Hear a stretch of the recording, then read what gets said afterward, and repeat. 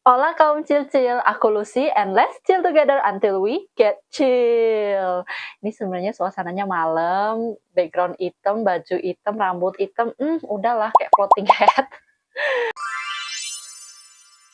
Kita pasti semua udah pernah belajar lah ya, tanda-tanda kedewasaan, misalnya dengan pubertas gitu. Misalnya kalau yang perempuan menstruasi lah, terus suaranya jadi semakin meninggi lah, jadi jablay.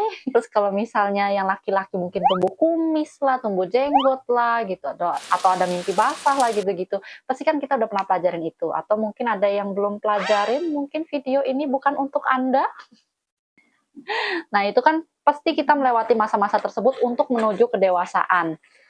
Nah, biasanya di berbagai tempat, misalnya kayak di Jakarta aja, kalau misalnya kita udah mulai menuju dewasa itu kan kita ada perayaannya lah ya. Misalnya kayak waktu umur 17 tahun kita ada Sweet Seventeen. Jadi kalau nggak dirayain aku nggak bisa. Ya, biasanya itu Gen Z ya seperti saya. Tapi itu Sweet Seventeen gue kayaknya nggak dirayain deh. Oh, rayain cuman makan-makan doang sih. Tapi di berbagai tempat di belahan dunia itu banyak banget tradisi dan upacara-upacara yang dilakukan untuk merayakan suatu kedewasaan dan bahkan ada yang sampai KI gitu. So, gak usah kebanyakan intro, let's rebahan, chill, and hear me out. Nah, kalau di Indonesia, tepatnya di Nias, itu ada tradisi Fahombo. Jadi penanda kedewasaannya itu mereka dengan cara melompati batu setinggi 2 meter. Nah, ini ada tradisi yang kurang lebih sama, yaitu di Vanuatu. Setiap tahunnya mereka itu akan melakukan suatu kayak tradisi atau ritual yang menunjukkan kedewasaan mereka dengan cara terjun dari ketinggian 30 meter. Dan nggak main-main, mereka itu modalnya cuman tali tradisional yang mereka buat dari tanaman rambat gitu. Jadi mereka itu jatuhnya kayak bagi jumping, tapi kalau bagi jumping itu kan mereka terjunnya ke air. Kalau ini mereka terjunnya itu ke tanah yang keras dan emang itu tanahnya harus keras. Kenapa? Jadi mereka percaya kalau misalnya mereka terjun dan pada saat terjun nih, yang kena duluan itu adalah bahu mereka, dipercaya tanah tersebut akan subur gitu. Jadi emang tradisi ini itu dilakukannya pada bulan April sampai Juni. Jadi pas mereka terjun, mereka itu akan menyentuhkan atau menjatuhkan perutnya dan dadanya dulu gitu. Jadi tujuannya biar menghindari cedera pada organ dalam ya, cuman tetap bahaya juga sih. Nah, untuk mengikuti ritual ini atau namanya itu ritual Nagol, itu ada persyaratannya juga guys. Jadi bagi peserta yang mau mengikuti land diving ini, mereka itu harus menginap di dekat menara tersebut karena mereka menganggap kalau semisalnya menaranya itu tinggal, itu bisa ada roh-roh jahat yang membuat kesialan gitu pada saat nanti ritualnya. Dan juga bagi misalnya pria-pria yang sudah berkeluarga, dilarang untuk melakukan hubungan badan bersama dengan istrinya sehari sebelum dilakukan ritual tersebut. Nah, untuk prosesinya mereka kan akan naik ke atas. Nah, di saat mereka naik ke atas, orang-orang tuh akan yang kayak bersorak-sorak.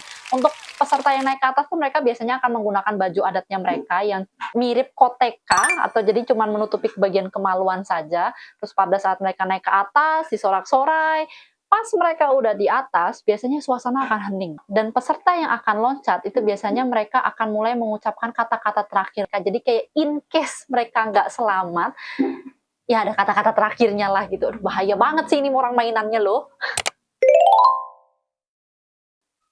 Ini ada ritual yang menurut aku lebih di luar nurul lagi, tau nggak sih? Jadi ini ada ritual di Papua Nugini, di mana anak-anak yang udah mulai berusia 7 tahun, mereka harus meminum sperma dari laki-laki dewasa lainnya. Nah, jadi ritual ini tuh wajib banget diikuti oleh anak-anak yang berusia 7 tahun dengan tujuan untuk meningkatkan kekuatan dan pertumbuhan mereka. Ya iya sih, kalau misalnya aku baca di internet emang sperma itu mengandung tinggi protein, tapi kan proteinnya bisa diganti gitu pakai teyoy, daging gitu, tempe gitu. Cuman mungkin di Papua mungkin nggak ada tempe ya, kan beda beda wilayah. Aduh. Nah, nggak cuma mereka harus minum sperma dari laki-laki dewasa, setelah mereka melalui ritual ini, jadi mereka itu juga harus mulai tinggal di satu gubuk dengan laki-laki dewasa lainnya. Jadi karena mereka itu menganggap kalau semisalnya wanita itu punya kekuatan atau power untuk memanipulasi laki-laki. I think itu yang disebut dengan cinta cuman gue nggak tahu lah ya.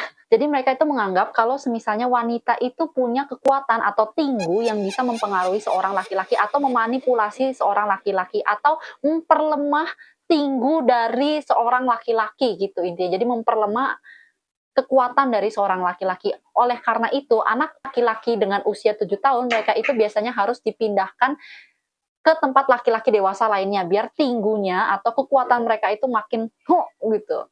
Nah, ritualnya itu dimulai dengan cara pertama, anak laki-laki yang akan mengikuti ritual ini biasanya mereka itu akan ditusuk hidungnya pakai ranting yang tajam gitu sampai mereka berdarah, itu disebut dengan penyedotan darah. Ini tujuannya itu biar tinggu atau kekuatan dari ibunya yang menempel pada jiwa laki-laki atau anak laki-laki tersebut itu bisa keluar gitu. Jadi emang sengaja hidungnya itu ditusuk biar mengeluarkan aliran darah yang deras gitu. Jadi, setelah anak tersebut udah dicolok hidungnya, biasanya mereka itu akan dicambuk dan dipukuli. Jadi tujuan dicambuk dan dipukuli itu adalah biar anaknya itu semakin kuat gitu, semakin tangguh gitu untuk dipersiapkan sebagai seorang prajurit atau sebagai seorang dewasa. Nah, sumber sperma atau air mani ini biasanya didapatkan dari anak laki-laki atau laki-laki remaja berusia 13 sampai 21 tahun. Jadi anak yang sedang mengikuti ritual ini akan dipaksa untuk meminum air mani sebanyak mungkin dari anak-anak usia 13 sampai 21 tahun ini. Nah, setelah nanti anak tersebut sudah meminum air mani dari orang dewasa lainnya, anak tersebut akan dianggap lebih kuat dan lebih tangguh dan dijauhkan dari tinggu atau kekuatan wanita gitu. Nah, siklus ini tuh berulang. Jadi pada nanti anak tersebut, anak usia 7 tahun tersebut yang sudah mengikuti ritual ini, mereka beranjak dewasa sampai usia 13 sampai 21 tahun, mereka itu akan menjadi pendonor sperma selanjutnya. Nah, untuk anak laki-laki yang semisalnya sudah usia 20 tahun, mereka itu biasanya akan dinikahkan juga dengan wanita lainnya yang sudah melewati masa menstruasi pertamanya. Sebelum mereka menikah, biasanya mereka itu juga akan dilepaskan dari kepuasan bersama wanita gitu. Jadi dilatih untuk tidak terlena dengan kepuasan yang diberikan oleh wanita. Karena mereka itu menganggap kalau semisalnya seorang laki-laki terlalu terlena dengan wanita, itu mereka akan jatuh sakit dan mati. Nah, caranya itu dengan cara semisalnya mereka setelah berhubungan badan dengan istri mereka, itu para laki-laki ini diwajibkan untuk mandi lumpur dengan tujuan untuk membersihkan kotoran yang ditularkan oleh wanita-wanita di sana. Dan keberhasilan sesungguhnya itu bukan pas ritual minum air mani sebanyak-banyak, tapi keberhasilan seorang laki-laki sesungguhnya di suku ini, yaitu setelah mereka menikah, mereka punya seorang anak dan sudah berstatus sebagai seorang ayah, dan mereka itu akan dianggap sebagai seorang pahlawan dan juga laki-laki dewasa gitu. What? Nah, ini juga ada tradisi unik yang dijalankan di beberapa suku di Sudan. Para laki-laki di sana, mereka itu akan mencuci rambut mereka menggunakan urin sapi dan menggosokkan abu dari kotoran sapi. Tujuannya itu biar rambut mereka itu warnanya merah gitu. Jadi urin sapi itu kan bersifat asam dan juga keasaman dari urin sapi tersebut itu bisa melunturkan warna hitam yang ada di rambut mereka gitu ya. Itu patut dicoba sih, cuman bisa pakai lemon sih. Setahu aku ada beberapa di TikTok itu mereka yang kayak pakai lemon terus mereka coba diusek-usek di rambut terus itu ntar berubah warna gitu rambutnya. Cuman urin sapi mungkin bisa jadi solusi lainnya kalau misalnya kalian mau hemat budget, nggak mau cat rambut yang mahal-mahal, boleh, bisa warna merah nanti alami kok. Nah, jadi tujuannya itu selain karena biar rambutnya pirang, rambutnya merah, ini tuh bertujuan untuk memikat para wanita-wanita di sana. Jadi di sana dianggap kalau misalnya memiliki rambut warna pirang atau merah ini itu dianggap lebih menarik gitu, bisa menggoda para wanita-wanita gitu di sana. Gak cuman untuk menarik para wanita, rambut merah-merah pirang mereka yang kecoklatan ini tuh juga dianggap sebagai simbol dari suatu kedewasaan atau memiliki status sosial yang tinggi gitu. Nah, tapi sebenarnya selain untuk menunjukkan kedewasaan, penggunaan atau keramas menggunakan urin sapi itu lebih tujuannya karena sanitasi gitu. Jadi kan mungkin karena si urin sapi ini bersifat asam, mereka itu percaya kalau semisalnya urin sapi ini bisa membersihkan kotoran atau membunuh kuman-kuman yang ada di rambut mereka gitu. Jadi bahkan ada beberapa yang menggunakan urin sapi ini sebagai pengganti air untuk mandi. Karena emang di daerah tersebut itu emang kurang akan air bersih gitu. Tapi yo Bu, pakai urin sapi itu bukannya malah pesing ya?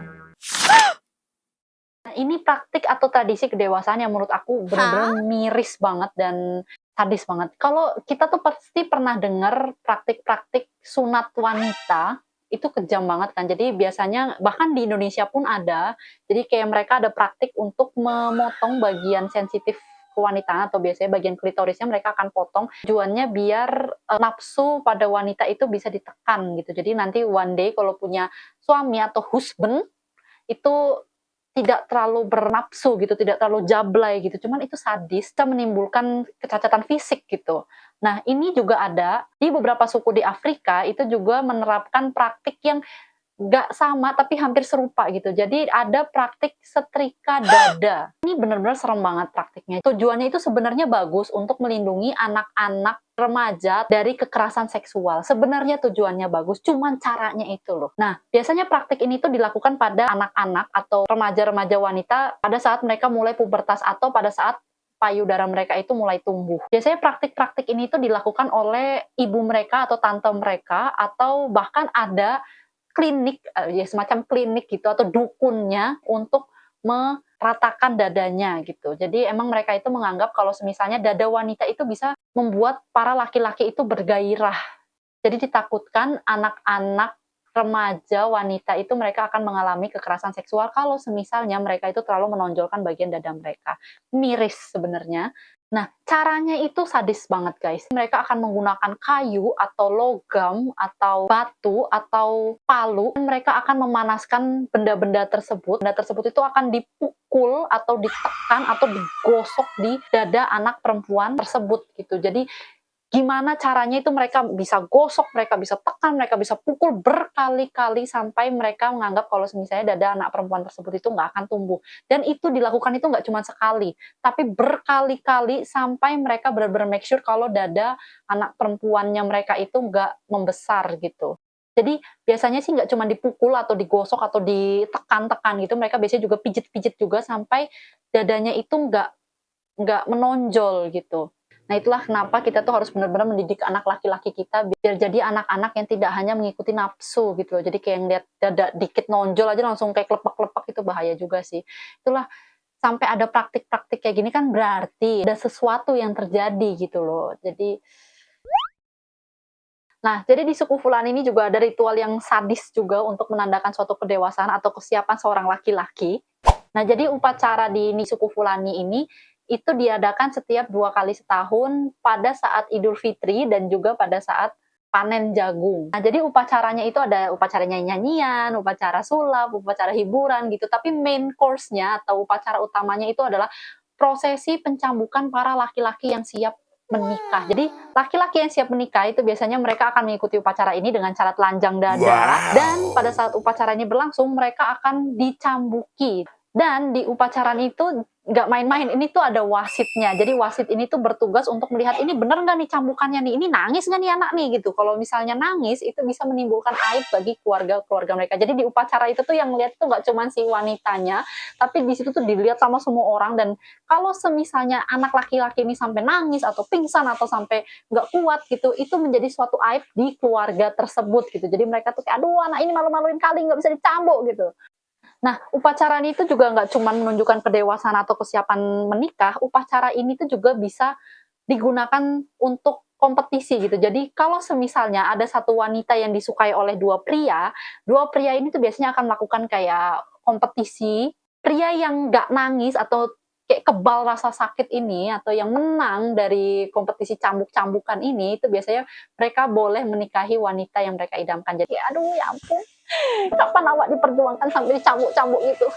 Cambukannya itu bukan yang cambukan-cambukan slay gitu yang kayak cetas gitu, enggak say. Cambukannya itu benar-benar cambukan yang bisa sampai meninggalkan luka gitu. Jadi lukanya itulah yang dianggap sebagai yang kayak yo gitu. Oke guys, jadi itu beberapa tradisi yang aku anggap tuh aneh banget karena kayak menunjukkan suatu kedewasaan itu ternyata sampai segitunya. Bahkan ada orang-orang yang sudah usia dewasa pun ternyata kelakuannya masih kayak anak-anak itu ada gitu. Tapi di beberapa daerah ini tuh mereka sampai menunjukkan ini loh aku dewasa gitu. Itu kayak keren. Jadi gimana guys?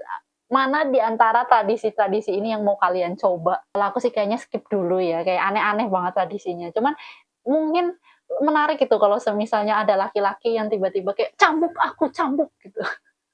"Aku rela dicambuk demi menikahi dirimu," gitu, yang kayak sampai kompetisi, "Cambuk aku pasti kuat dicambuk." Itu keren sih. Cuman cuman kasihan juga sih. Tapi lucu deh kalau semisalnya ada yang sampai berkorban segitunya, atau sampai yang rela dicambuk, sampai ada kompetisi cambuk-cambuk kan, itu keren sih. Bukan aku yang nyoba, cuman mungkin aku akan senang jika ada yang mencoba. Kalau semisalnya kalian tahu ada tradisi-tradisi unik lainnya tentang kedewasaan atau mungkin tradisi unik lainnya yang benar-benar di luar nurul yang sampai kita kayak apaan itu tradisi apa gitu. Itu kalian boleh banget komen di bawah. Jangan lupa like, komen, dan subscribe. Dan sampai jumpa di next video selanjutnya. Bye bye.